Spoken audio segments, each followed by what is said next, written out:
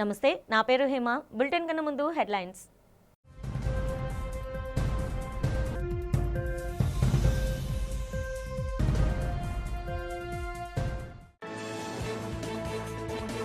రాష్ట్ర ప్రభుత్వం సమస్యలు పరిష్కరించాలంటూ రోడ్డెక్కిన ఉపాధ్యాయులు. పీఆర్సీ కమిటీని నియమించాలని డిమాండ్ చేసిన పీఆర్టీయూ నేతలు.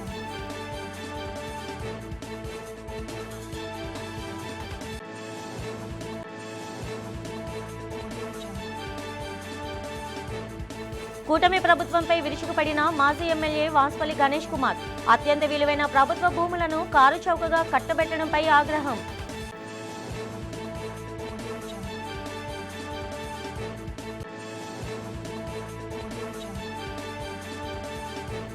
శ్రీ వరహాలక్ష్మి నరసింహస్వామికి ఘనంగా జరిగిన సహస్ర ఘటాభిషేకం. గుమ్మడి పండు అలంకరణలో భక్తులకు దర్శనమిస్తున్న చందన స్వామి.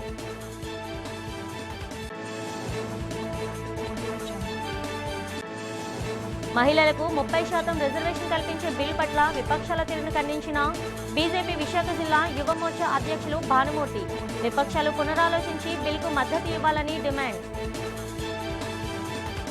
శ్రీ వరహాలక్ష్మి నరసింహస్వామికి శాస్త్రవేత్తముగా సహస్ర ఘటాభిషేకం జరిగింది. స్వామివారి నిజరూప దర్శనం పూర్తయిన అనంతరం వివిధ రకాల పాల పుష్పాల శీతలాదులతో కూడిన ఘటాభిషేకాన్ని చందన స్వామికి వేద పండితులు గావించారు.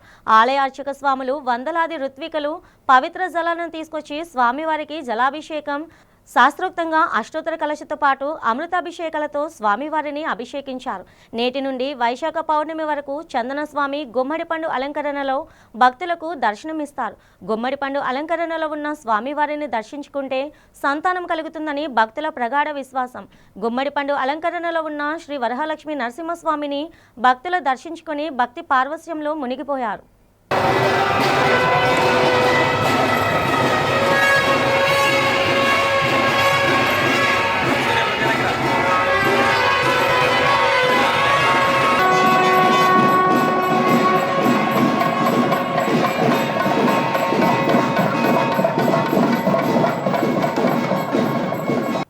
భూమి మ్యుటేషన్ కోసం 1.5 లక్షల లంచం తీసుకుంటూ అనకాపల్లి జిల్లా బుచ్చయ్యపేట మండలం పి భీమవరం వీఆర్ఓ పోతుల శంకర్రావు అవినీతి నిరోధక శాఖ అధికారులకు పట్టుబడ్డాడు. విశాఖ నగరానికి చెందిన ఒకరు పి భీమవరం రెవెన్యూ పరిధిలో 2022వ సంవత్సరంలో 2.54 ఎకరాల భూమి కొనుగోలు చేశారు. దీనికి సంబంధించి 1/B అడంగల్ కాపీ కూడా ఉంది. గత ప్రభుత్వ హయాంలో భూముల రిజర్వే జరిగినప్పుడు ఆ భూమికి సంబంధించిన రికార్డులో విక్రయదారుడి పేరుని కొనసాగించారు తప్ప కొనుగోలుదారుడి పేరు నమోదు చేయలేదు. దీంతో భూమిని కొనుగోలు చేసిన వ్యక్తి మ్యుటేషన్ చేయాలని గతేడాది డిసెంబర్ 15న దరఖాస్తు చేసుకున్నారు. అనంతరం వీఆర్ఓ పోతుల శంకర్రావును సంప్రదించగా 1.5 లక్షలు లంచం ఇవ్వాలని, లేకుంటే దరఖాస్తు ముందుకు కదలదని చెప్పారు. ఈ క్రమంలో బాధితుడు అవినీతి నిరోధక శాఖ అధికారులను కలిసి ఫిర్యాదు చేశారు. ఏసీబీ అధికారుల శంకర్రావును రెడ్ హ్యాండెడ్గా పట్టుకొని నగదు స్వాధీనం చేసుకున్నారు.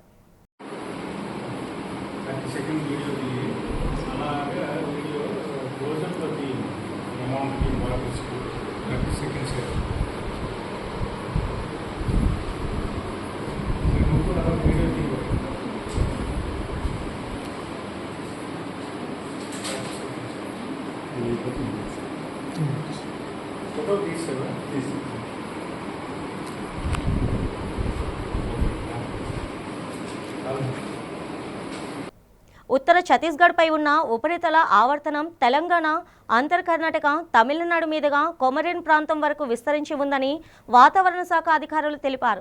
ఆంధ్రప్రదేశ్ యానంలో దిగువ ట్రోపో ఆవరణంలో దక్షిణ, నైరుతి దిశగా గాలులు వేస్తున్నాయని తెలిపారు. దీని ప్రభావంతో ఉత్తర కోస్తా యానంలో తేలికపాటి నుండి ఒక మోస్తరు వర్షం లేదా ఉరుములతో కూడిన జల్లులు 1 లేదా 2 చోట్ల కురిసే అవకాశం ఉందన్నారు. అల్లూరు జిల్లా, మన్యం జిల్లాలో 1-2 చోట్ల వర్షాలు పడే అవకాశం ఉందని తెలిపారు.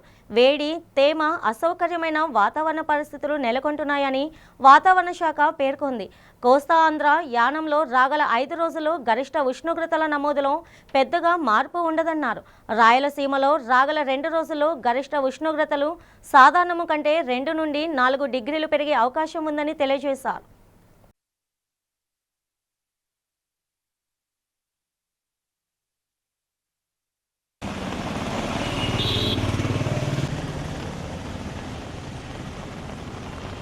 శ్రీ పైడితల్లి అమ్మవారి పండుగ మహోత్సవాన్ని అంగరంగ వైభవంగా నిర్వహించినట్లు ప్రభుత్వ విప్ గణబాబు తెలిపారు.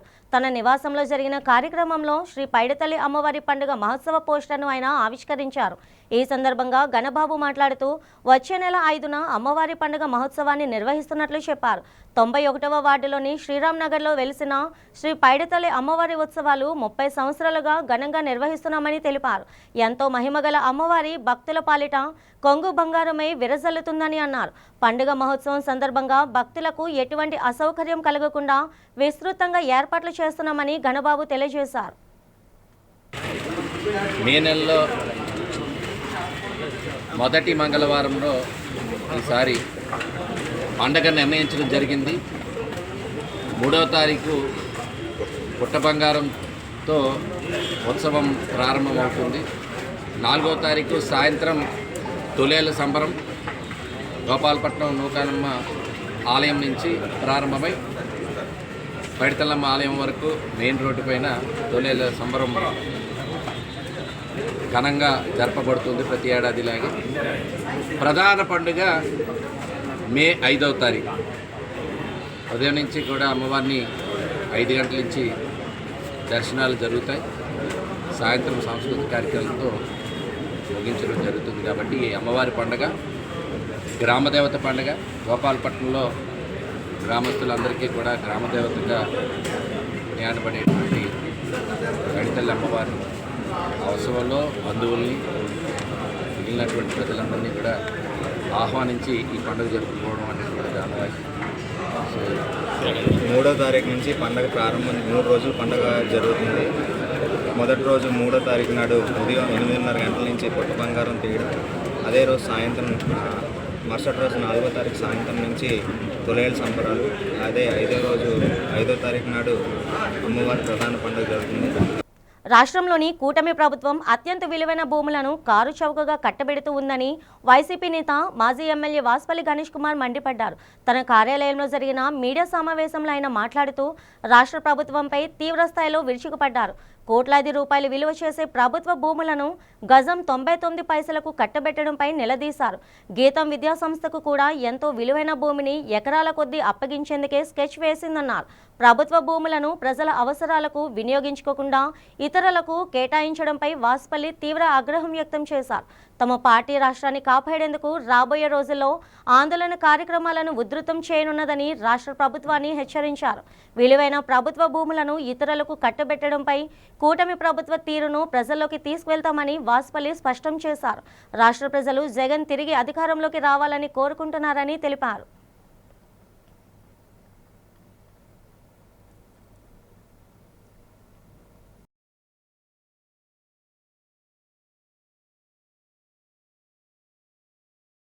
యువత మరియు స్టూడెంట్ విభాగాలు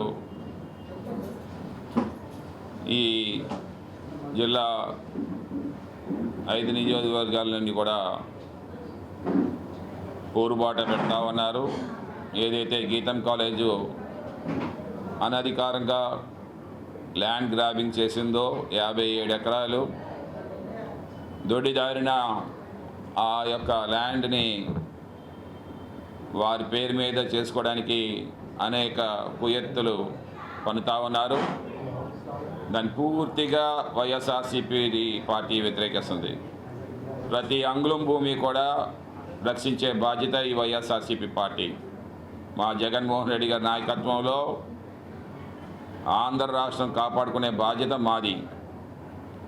ఈరోజు చంద్రబాబు నాయుడు కూటమి ప్రభుత్వంలో ఇష్టారాజ్యంగా ప్రతి ఒక్కరికి కూడా ప్రైమ్ ల్యాండ్స్ ఈరోజు ఏ బిజినెస్ మ్యాన్ సరే కోరుకునేది ఆ ప్రైమ్ ల్యాండే కోరుకుంటారన్నమాట.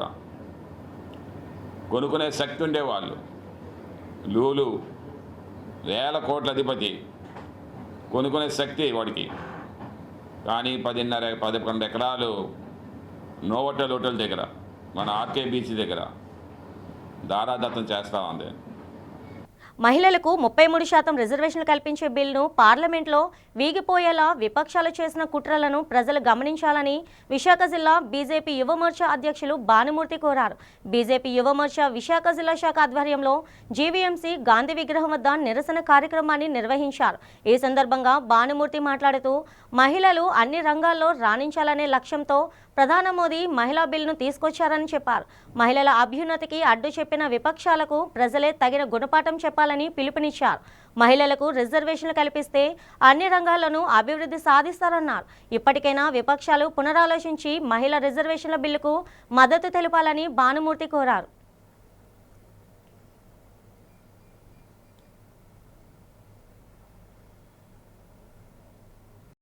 అందరికీ నమస్కారం. నా పేరు భానుమూర్తి, భారతీయ జనతా పార్టీ యువజన విభాగానికి ఈ జిల్లా అధ్యక్షుడిని. ఏదైతే మొన్న ఏప్రిల్ 16వ తేదీ 33% మహిళలకు సంబంధించినటువంటి రిజర్వేషన్ బిల్లుని ఏదైతే రాజ్యాంగ సవరణ కోసం ప్రవేశపెట్టడం జరిగింది.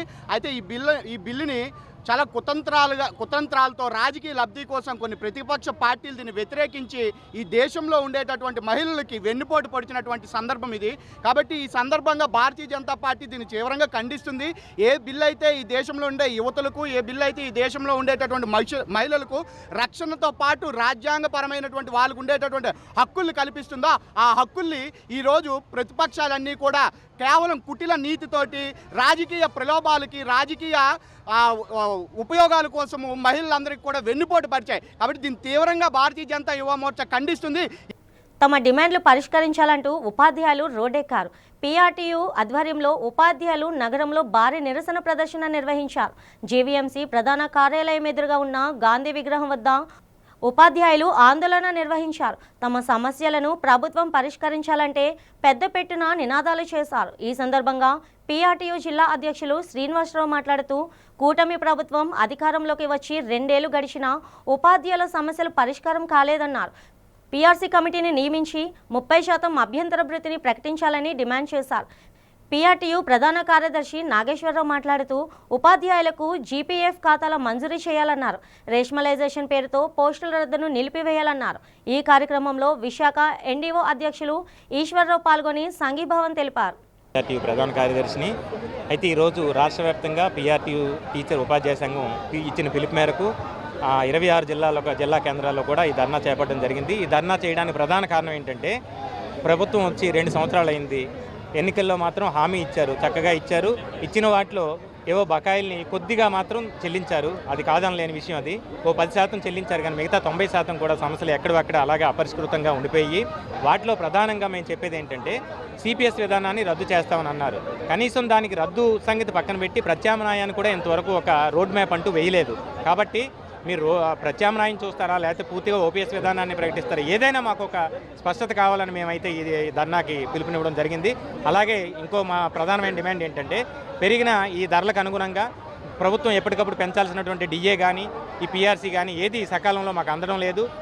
కేఎల్డీఎం యూనివర్సిటీ ప్రవేశ పరీక్ష ఫలితాలను రాష్ట్ర శాసనసభ స్పీకర్ చింతకాయల అయ్యన్న పాత్రుడు విడుదల చేశారు. జాతీయ స్థాయిలో నిర్వహించిన ఈ పరీక్షలో మెరిట్ సాధించిన విద్యార్థులను నగరంలో జరిగిన కార్యక్రమంలో ఆయన అభినందించారు. విజయవాడ, హైదరాబాద్ క్యాంపస్లలో ఇంజనీరింగ్తో సహా ఇతర కోర్సులో విద్యార్థులు చేరవచ్చును. ఈ సందర్భంగా అయ్యన్న పాత్రుడు మాట్లాడుతూ విద్యార్థులు సోషల్ మీడియా పట్ల అప్రమత్తంగా ఉండాలని సూచించారు. KL university admission director doctor Srinivasa Rao మాట్లాడుతూ ఏటా 100 కోట్ల రూపాయలు స్కాలర్షిప్లు విద్యార్థులకు కేటాయిస్తున్నామని చెప్పారు. 26 నుండి 30వ తేదీ వరకు హైదరాబాద్, విజయవాడ క్యాంపస్లో కౌన్సిలింగ్ జరుగుతుందని తెలిపారు. నేను కూడా సాధారణంగా మా స్పీచెస్, రాజకీయ నాయకుల స్పీచెస్ విద్యార్థులు వినరు. వాళ్ళ ద్వారంలో వాళ్ళు ఉంటారు, మా ద్వారంలో మేము చెప్పుకొని పోతూ ఉంటాం. కానీ ఆ రోజు నేను అబ్జర్వ్ చేసింది ఏంటంటే నేను స్టార్టింగ్ నుంచి ఎండింగ్ వరకు ఏం మాట్లాడామో విద్యార్థులు పిన్ డ్రాప్ సైలెన్స్గా విన్నారు. అప్పుడే అనిపించింది కాలేజీ తరగతి వాతావరణం ఏంటో. అంత డిసిప్లిన్గా విద్యార్థులు ఉన్నారంటే ఆ కాలేజీ కూడా ఎంత డిసిప్లిన్గా రన్ చేస్తున్నారా అని చెప్పి ఒక ఆలోచన వచ్చింది. అప్పటి నుంచి లైక్ చేస్తాను. తర్వాత రెండోసారి ఏంటంటే విజయవాడలో కూడా ఈ కాలేజీకి వెళ్ళి ఒకరోజు నేను పాల్గొనడం జరిగింది. చాలా బ్యూటిఫుల్ కాంప్లెక్స్ అండి. ఎంత బ్రహ్మాండంగా ఉందంటే ఎప్పుడో పురాతనమైనటువంటి ఇన్స్టిట్యూషన్స్ ఉన్నాయి, చాలా బ్రహ్మాండంగా డిసిప్లిన్గా చేస్తున్నారు. అంచేత తప్పనిసరిగా సడన్గా చెప్పినప్పటికి కూడా వస్తానండి, నేను తప్పనిసరిగా పాల్గొంటానని చెప్పి ఈరోజు రావడం జరిగింది. నేను స్టడీ చేస్తాను, నాకు కూడా ఎడ్యుకేషన్ అంటే చాలా ఇష్టం, ఎడ్యుకేషన్ సిస్టమ్. ఎందుకంటే నేను చదువుకునేటప్పుడు ఇన్ని కాలేజీలు లేవు. ఈ ఎంట్రన్స్ ఎగ్జామ్ ద్వారా దాదాపు 1,50,000 మంది విద్యార్థుల భవిష్యత్తు ఈరోజు స్పీకర్ గారు రిలీజ్ చేశారు. ర్యాంకులు అన్ని దేశం మొత్తం మీద ఇంక్లూడింగ్ జమ్మూ కాశ్మీర్ కావచ్చు, అండమాన్ కావచ్చు, అన్ని రాష్ట్రాల నుంచి రాసిన విద్యార్థుల యొక్క ర్యాంకులు ఈరోజు రిలీజ్ చేశాము. 1,50,000 మంది విద్యార్థులు వీరందరూ కూడా రేపు 26 నుంచి ఏప్రిల్ 26 నుంచి 30 వరకు జరిగే కౌన్సిలింగ్లో విద్యార్థులందరూ కూడా చురుగ్గా పాల్గొని వాళ్ళ యొక్క భవిష్యత్తును మార్చుకునే అవకాశం, మంచి ప్లేస్మెంట్తో విద్యార్థిగా రండి, మంచి ప్లేస్మెంట్గా బయటికి వెళ్ళండి అనే ఒక మంచి నానుడితో మేము ముందుకెళ్తున్నాము. కాంట్రాక్ట్ కార్మికులకు బకాయి పడిన 7 నెలల జీతాలను చెల్లించాలని GVMC employees contract workers union ప్రధాన కార్యదర్శి ఊరుకుటిరాజు డిమాండ్ చేశారు. యూనియన్ ఆధ్వర్యంలో జీవీఎంసీ ఎదురుగా ఉన్న గాంధీ విగ్రహం వద్ద కాంట్రాక్ట్ కార్మికులు నిరసన చేపట్టారు. ఈ సందర్భంగా ఆయన మాట్లాడుతూ 7 నెలలుగా జీతాలు చెల్లించకపోయినా కార్మికుల విధులు నిర్వహిస్తూనే ఉన్నారని చెప్పారు. దీర్ఘకాలికంగా ఉన్న వారి సమస్యల పరిష్కారానికి ప్రభుత్వం చర్యలు చేపట్టాలని డిమాండ్ చేశారు. జీవీఎంసీ అధికారులు దొడ్డిదారిన రోజువారీ వేతనాన్ని కంటూ కొంతమంది కార్మికులను నియమించడాన్ని తప్పుపట్టారు. కారుణ్య నియామకాలు చేపట్టకుండా అధికారులు జాప్యం చేయడంపై మండిపడ్డారు. పోస్టుల భర్తీకి తాము వ్యతిరేకం కాదని, ముందుగా కాంట్రాక్ట్ కార్మికుల సమస్యలు పరిష్కరించి మృతి చెందిన కార్మికులకు ఉపాధి కల్పించాలని రాజు డిమాండ్ చేశారు. లేకుంటే కొత్త నియామకాలను అడ్డుకుంటామని జీవీఎంసీ అధికారులను హెచ్చరించారు. జీవీఎంసీలో సుమారుగా 7,000 మంది కార్మికులు సమ్మె చేస్తూ ఉన్నారు. ఈ సమ్మె దేనికంటే ఏదైతే మార్చి నెల జీతాలు ఉన్నాయో ఈరోజు 21వ తేదీ వచ్చినా కూడా ఈరోజు కూడా జీతాలు చెల్లించలేదు. అలాగే చివరికి చందనోత్సవం ఉన్నా కూడా మున్సిపల్ కార్మికులు జీతాలు లేకపోయినా నిన్న చందనోత్సవం ఏర్పాట్లలో పనిచేశారు. అలాగే జీతాలు లేకపోయినా పనిచేశారు. ఇక రెండో విషయం ఏంటంటే ఇక్కడ అనేక పెండింగ్ సమస్యల పరిష్కారంలో చేయకుండా కాలయాపన చేస్తూ ఉన్నారు. ప్రధానంగా మా పారిశుద్ధ్యం కానీ, నీటి సరఫరా కానీ, యూజీడీ కానీ, వెటర్నరీ కానీ అన్ని విభాగాల్లో కూడా డెత్ పోస్టులు, రిటైర్మెంట్ పోస్టులు ఫిలప్ చేయకుండా దొడ్డిదారిన ఈ మధ్యనే కమిషనర్ గారు జీవీఎంసీ అధికారులు డైలీ వేజ్ పోస్టులు అని చెప్పేసి కొత్త కార్మికులు తీసుకొచ్చి జాయిన్ చేస్తూ ఉన్నారు. అయ్యా కమిషనర్ గారు, మిమ్మల్ని ఒకటే అడగదలుచుకున్నాం, మేము కొత్త పోస్టులు వేసుకోవడానికి వ్యతిరేకం కాదు, కానీ ముందు మా ఉద్యోగాలు, మా యాప్కాస్ పోస్టులు ఏదైతే అన్ని విభాగాలు ఉన్నాయో ఆ పోస్టు ఫిలప్ చేసిన తర్వాత మా కార్మికుల పిల్లలకి ఇచ్చిన తర్వాత అదనంగా మీరు కొత్త వాళ్ళని వేసుకోండి. కానీ మా ఉద్యోగాలు ఇవ్వకుండా మీరు కొత్త వాళ్ళని వేసుకొస్తే మేము ఊరుకోం, ముమ్మాటికి అడ్డుకుంటామని చెప్పేసి ఈ సందర్భంగా తెలియజేస్తున్నాం. అలాగే నీటి సరఫరా కార్మికులు, యూజీడీ కార్మికులు, వెటర్నరీ కార్మికులు కానీ వీరందరికీ కౌన్సిల్ తీర్మానాలు ఉన్నాయి, ఆ తీర్మానాలు అమలు చేయడం లేదు.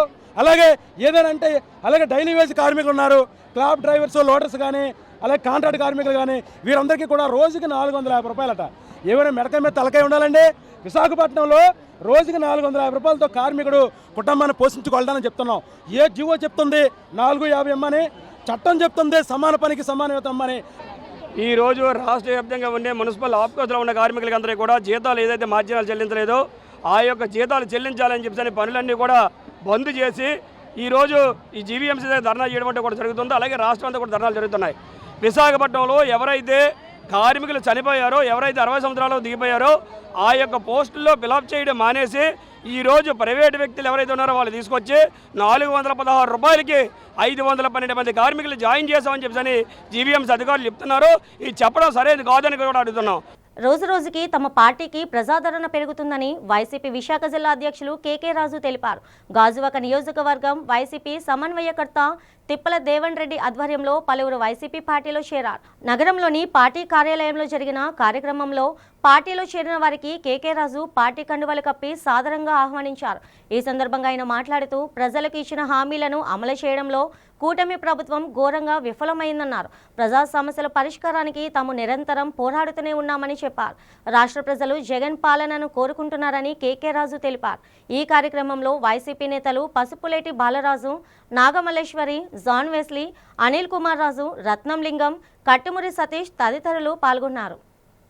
ఈరోజు జగన్మోహన్ రెడ్డి గారి యొక్క పోరాట పటిమ, ఒక గౌరవప్రదమైన ప్రతిపక్ష పార్టీగా వైఎస్ఆర్ కాంగ్రెస్ పార్టీ ఈ కూటమి ప్రభుత్వం పైన, కూటమి ప్రభుత్వం చేస్తున్న అన్యాయాలపైన, అక్రమాలపైన, ప్రజల్ని మోసగించిన తీరుపైన వైఎస్ఆర్ కాంగ్రెస్ పార్టీ జగన్మోహన్ రెడ్డి గారు చేస్తున్న పోరాటం చేస్తున్న తీరు, వైఎస్ఆర్ కాంగ్రెస్ పార్టీలో ఒక ప్రతిపక్ష పార్టీగా ప్రజల పక్షాన చిత్తశుద్ధితో ఈరోజు ప్రజల కోసం పనిచేస్తున్న తీరు నచ్చి BJP Christian minority state secretary అయినటువంటి రత్నం లింగాల గారు ఈరోజు గాజువాక నియోజకవర్గం నుంచి గాజువాక సమన్వయకర్త దేవన్ రెడ్డి గారి సారథ్యంలో ఈరోజు వైఎస్ఆర్ కాంగ్రెస్ పార్టీలో చేరటంతో పాటు తప్పకుండా రేపు భవిష్యత్తులో వైఎస్ఆర్ కాంగ్రెస్ పార్టీ బలోపేతం కోసం ఈ మైనార్టీ వర్గాలన్నింటినీ కూడా ఏకతాటిపై తీసుకొచ్చి వారికి జరుగుతున్న అన్యాయాలపైన, అక్రమాలపైన పోరాటం చేసి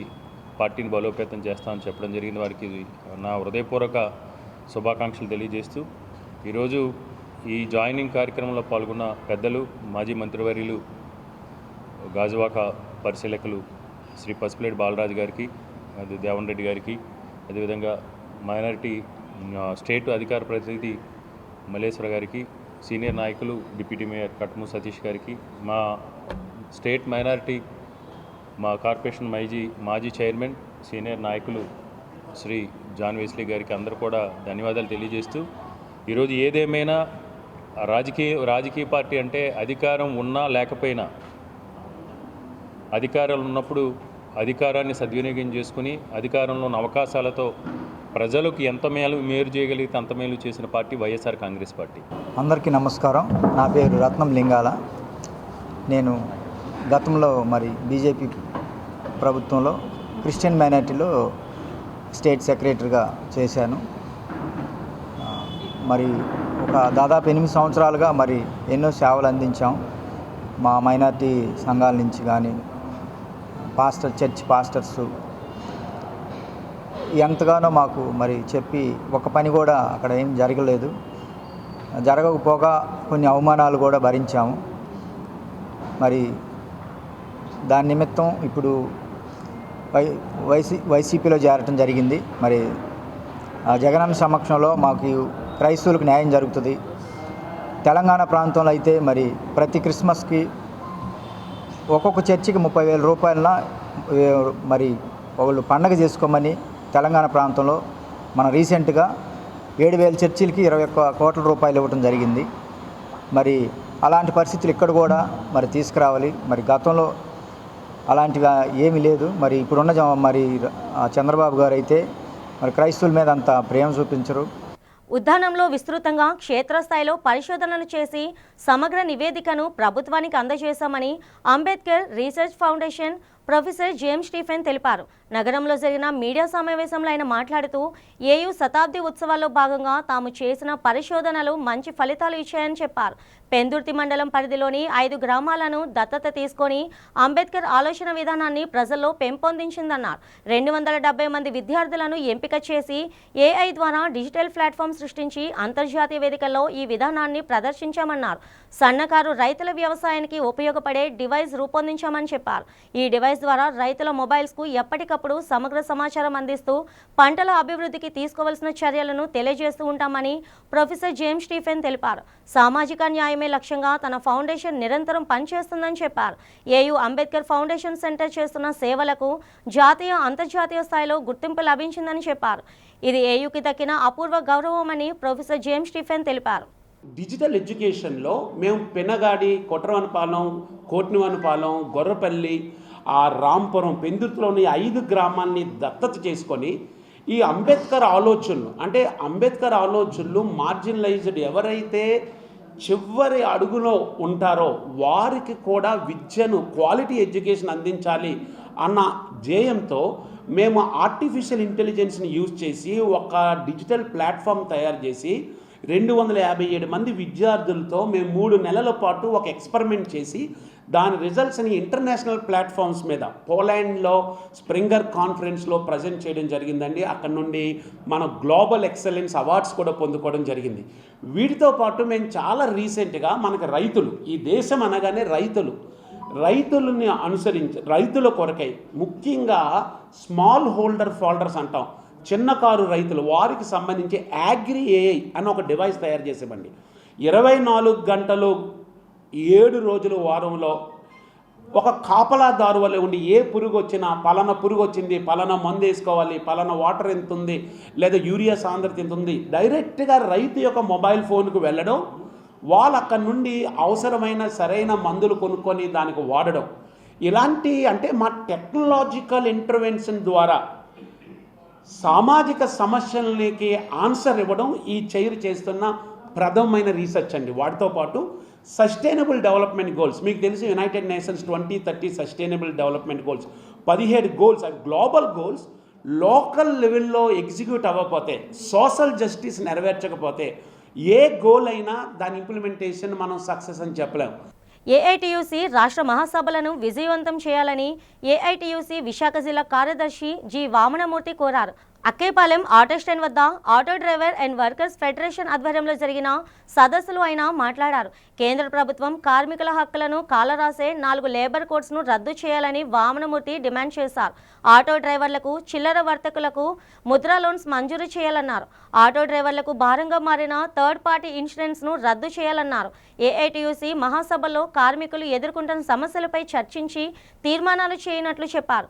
కార్మికుల సమస్యల పరిష్కారానికి భవిష్యత్తులో అనుసరించాల్సిన కార్యాచరణ ప్రణాళికను ఈ మహాసభల్లో రూపొందిస్తామని తెలియజేశారు. కార్మికుల హక్కులకు భంగం కలిగే విధానాలను కేంద్రం, రాష్ట్ర ప్రభుత్వాలు వేడనాడాలన్నారు. లేని పక్షంలో భవిష్యత్తులో పెద్ద ఎత్తున కార్మికుల తరపున ఆందోళన కార్యక్రమాలు చేపడతామని ప్రభుత్వాలను హెచ్చరించారు. తిరుపతి పట్టణంలో ఏఐటియుసి 18వ రాష్ట్ర మహాసభలు జరుగుతూ ఉన్నాయి. ఈ మహాసభలు జయప్రదం చేయాలని ఈరోజు విశాఖలో సదస్సు ఏర్పాటు చేశాం. ఈ సదస్సు సందర్భంగా కేంద్ర రాష్ట్ర ప్రభుత్వాలు కార్మిక వర్గం పోరాడి సాధించుకున్నటువంటి 39 కార్మిక చట్టాల్ని 4 కోడ్లుగా మార్చారు. దీనివల్ల సంఘం పెట్టుకున్న హక్కు కోల్పోతారు, కనీస వేతనాలు కోల్పోతారు, పిఎఫ్, పిఎస్ఐ లాంటి హక్కులు కోల్పోతారు. పని గంటలు ఇప్పటికే 8 నుంచి 10 నుంచి 12 గంటలకి రాష్ట్ర ప్రభుత్వం పెంచింది. దీనివల్ల కార్మికుల మీద అదనపు పనిభారం పడి అనారోగ్యం పాలయ్యే పరిస్థితి ఉంది. ఇటువంటి అంశాలన్నింటినీ కూడా ఈ 18వ ఏఐటియుసి రాష్ట్ర మహాసభలో చర్చించి రాబోయే 3 ఏళ్ల కాలం కావలసినటువంటి పోరాట కార్యక్రమాన్ని రూపొందిస్తున్నారు. ముఖ్యంగా విశాఖపట్నంలో ఎవరైతే ఆటో అండ్ మోటార్ కార్మికులకి భారమైనటువంటి diesel, petrol, third party insurance రద్దు చేయాలని చెప్పి, రాష్ట్ర ప్రభుత్వం వాహనమిత్ర వెంటనే విడుదల చేయాలని చెప్పి, ప్యాసింజరు వాహనాలు, జీపులు, కార్ల మీద గ్రీన్ ట్యాక్స్ రద్దు చేసి, అలాగే టోల్ పంజా ఫీజులు 30% తగ్గించాలని చెప్పి ప్రభుత్వాన్ని డిమాండ్ చేస్తూ ఉన్నాం. ఫుట్పాత్ అండ్ చిల్లర వర్తకులు ఉన్నారు, వీరికి ఫోటో గుర్తింపు కార్డులు ఇవ్వాలని, మొత్తం లోన్ ఇవ్వాలని, ఆఖరి జోన్లు కట్టించాలని చెప్పి 2014లో వీధి విక్రయదారుల చట్టం చేస్తే ఆ చట్టాన్ని విశాఖపట్నంలో ఎక్కడా కూడా అమలు చేయడం లేదు. దీనివల్ల చిల్లర వర్తకులు దినదిన గండం 100 ఏళ్ల ఆయుష్లా జీవిస్తున్నారు. బులెటిన్ ముగుస్తుండగా హెడ్లైన్స్ మరోసారి.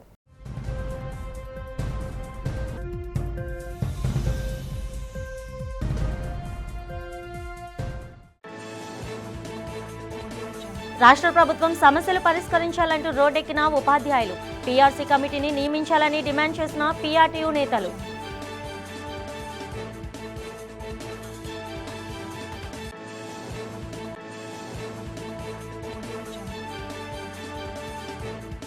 కూటమి ప్రభుత్వంపై విరుచుకుపడిన మాజీ ఎమ్మెల్యే వాస్పల్లి గణేష్ కుమార్, అత్యంత విలువైన ప్రభుత్వ భూములను కారు చౌకగా కట్టబెట్టడంపై ఆగ్రహం.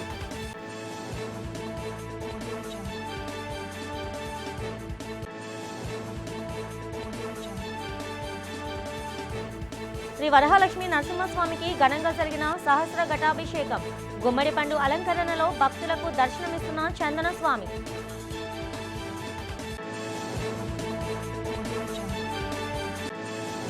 మహిళలకు 30% రిజర్వేషన్ కల్పించే బిల్ పట్ల విపక్షాల తీరును ఖండించిన బీజేపీ విశాఖ జిల్లా యువ మోర్చా అధ్యక్షులు భానుమూర్తి, విపక్షాలు పునరాలోచించి బిల్కు మద్దతు ఇవ్వాలని డిమాండ్. ఈనాటి బులెటిన్ ఇంతటితో సమాప్తం. తిరిగి రేపటి బులెటిన్లో కలుసుకుందాం. అంతవరకు సెలవు. నమస్తే.